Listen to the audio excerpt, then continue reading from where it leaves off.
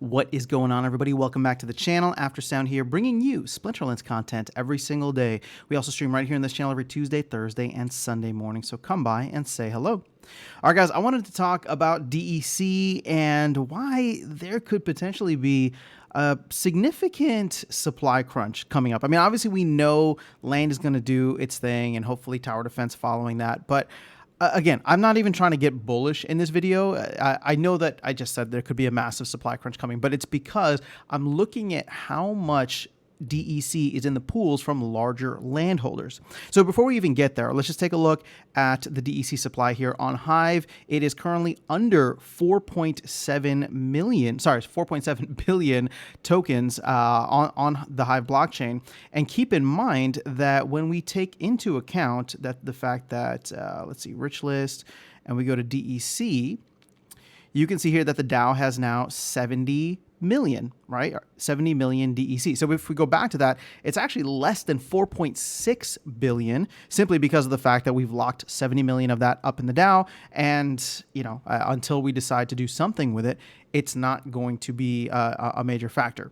So when we look at the rest, and I'm going to keep the list open here just because, sorry, the rich list open, but here's a site that I've just started using more recently, BSwap, and mainly because what's nice about BSwap, at least opposed to TribalDex, is that you can go ahead and see who is in the pool and how much of a share that they have. So I pulled up the two biggest DEC liquidity pools here on Hive Engine, and you can see it's DEC SPS that has almost $800,000 worth of value or liquidity locked up, and then swap.hive and DEC, which is about 235,000.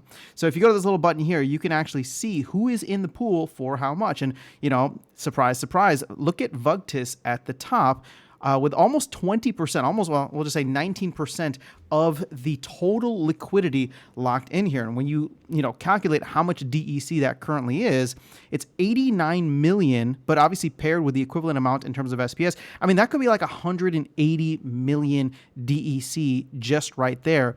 Again, I don't think that Vugtis is going to remove all of it, but I wouldn't be surprised if Vugtis removes some of it because, like I said, if we go back to the rich list, Vugtis is not here, or at least I'm not seeing Vugtis anywhere near the top or with nearly as much as they need.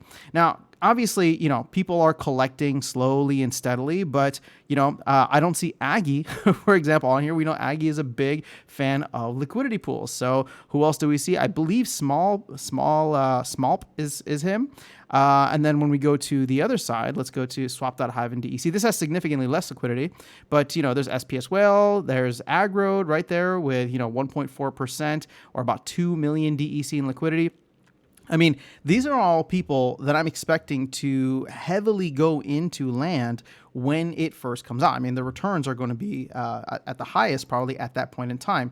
So, Vugtis, Crypto Eater, again, I'm not sure how much land Crypto Eater has, but I wouldn't be surprised if it's a significant amount. And there you go, Crypto Eater at almost 10% of the entire liquidity pool.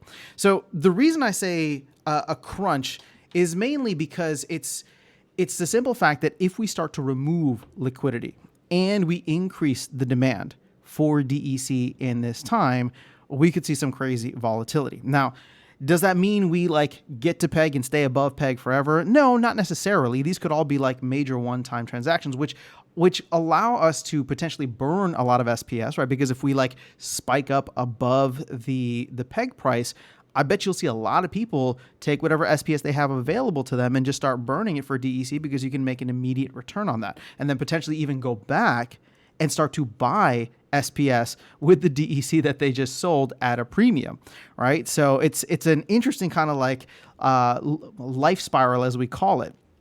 But ultimately, this is something that I'm tracking regularly, and hopefully we're going to get some information on land in the very near future here. But again, a lot of names that I'm recognizing, a lot of large landholders who are not holding the DEC just liquid, right? We're seeing this, we're seeing them hold it in liquidity pools. Now, we are somewhat blind. I'm sure we don't have the metrics here, but we are somewhat blind to how many people are holding DEC in other areas or off chain, meaning the BNB chain or the Ethereum chain. But keep in mind, those bridges could get backed up. And if people are waiting until the last minute, there could be some, there could be some interesting issues there. Also, when we go back and take a look at the bridges, right? So you got the Terablock BSC bridge that has about 500 million. You got the Terablock ETH bridge that has 300 million.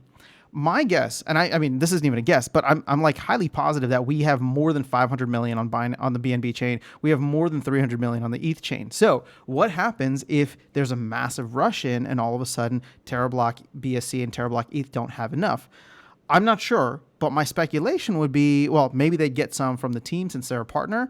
But what if they had to go out and actually buy it off the market? Well, all of a sudden that that adds value to the BNB, or sorry, that adds value to DEC. That adds buying pressure onto DEC. So again, I don't know how all this stuff is going to shake out. I'm just saying, if we look at where land is and we look at where the DEC supply is, and we see where all the large landholders are keeping some, maybe not all, of their DEC, I really think liquidity could become a bigger issue if all of these larger landholders start to remove it at a time when many people don't have enough DEC. And keep in mind, there's also the backdrop of the Rift Watchers pack burn that we don't know when that's going to begin. My guess it's going to be sometime soon, within the next maintenance window or two.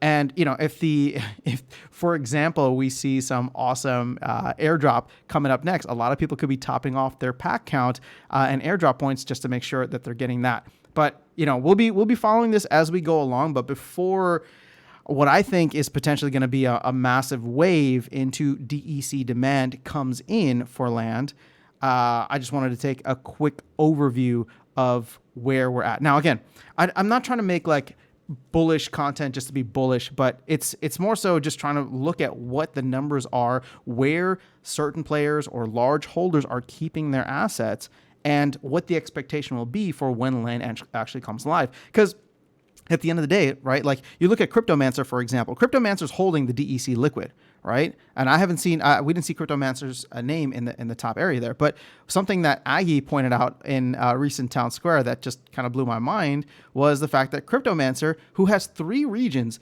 in order to get the full, the full working or the full production of the region, will need 150 million DEC, of which he's less than a third of the way there, right? So Azarcon is another one who has publicly talked about the fact that he doesn't have enough DEC and he's just going to get it whenever he needs it. So I didn't see Azarcon's name in the liquidity pools. Will he be somebody that? Well, actually, maybe we did, but either way. Point being, and I'm not trying to call anybody out here, I'm just saying that these are a lot of larger names who are active in the game, which is awesome, right? So at the end of the day, though, what's going to happen when we need all of that DEC and people potentially pull out of the liquidity pools? I think there's going to be a lot of volatility there, probably a lot of opportunity, probably a lot of trading that happens. Of course, the hope is that we get to peg and stay above peg forever, right? But I think that this is really just going to be a massive kind of one-time demand rush for DEC, which will subside because, it's not like land will eat DEC forever. We will get to an equilibrium amount where people feel happy with whatever returns that they're putting in. And then we'll have to wait until maybe land phase 2 or 1.6, 1.7, 1.8, right? Land surfing could be another one that with 1.6, if that comes out, where a lot of people who just have extra cards but don't have the land can just go out and start using, staking their DEC on that. So we'll see how this shakes out. But if the team can stick to the timeframes that they're hoping for with land 1.5 and then hopefully 1.6 a month to a month and a half after that, I mean, I don't know. It could make for a very interesting August through October. And then, of course, by that time, hopefully if land is out, we may see Soul Keep. We may see other game modes, more stuff with guilds. I don't know. It's exciting times. So yes, I know I ended the video rather bullish, but overall, it's just whatever happens with DEC, whether they keep it in the pools, whether they bring it out, however it works out, we are getting to a point now where I think we're going to start to feel that crunch. And if you haven't noticed, I do believe people are trading DEC, but this has gone up to 0.86, 0.85 in the last couple of days, and probably has just been trading down back and forth. And one of the reasons that I think this is, well, actually, let me just put this out there, because the timing of this video was right around the time when, or right after the what's that called? The proposal to ban bot helpers or battle helpers came through, and there was a lot of contentious back and forth, and a lot of people were buying SPS. So you see SPS is up actually 5% on the 24-hour, whereas DEC is down. So I don't think a lot of new money is coming into the ecosystem, but I think people probably sold some of their DEC to buy SPS. Well, hopefully that continues to happen. People continue to buy SPS, but over time, we know that DEC is going to continue to be needed for all these different things. But I'm just rambling now, so I'm going to go ahead and leave that there. Let me know your thoughts in the comments below. I've spoken with several liquidity providers or LP, major LP providers who've said that they're not planning to take some out, but then I've also spoken with several others who are just using LPs. And again, it doesn't need to be just the high whales, right? Or the large whales. There could be a long tail to this. A lot of people who are keeping it in LPs right now, if it's, if the massive kind of like massive amount of smaller players comes through and starts pulling out, that could be an interesting scenario as well. But I'll catch you all in the next video and see you around the game. Take care.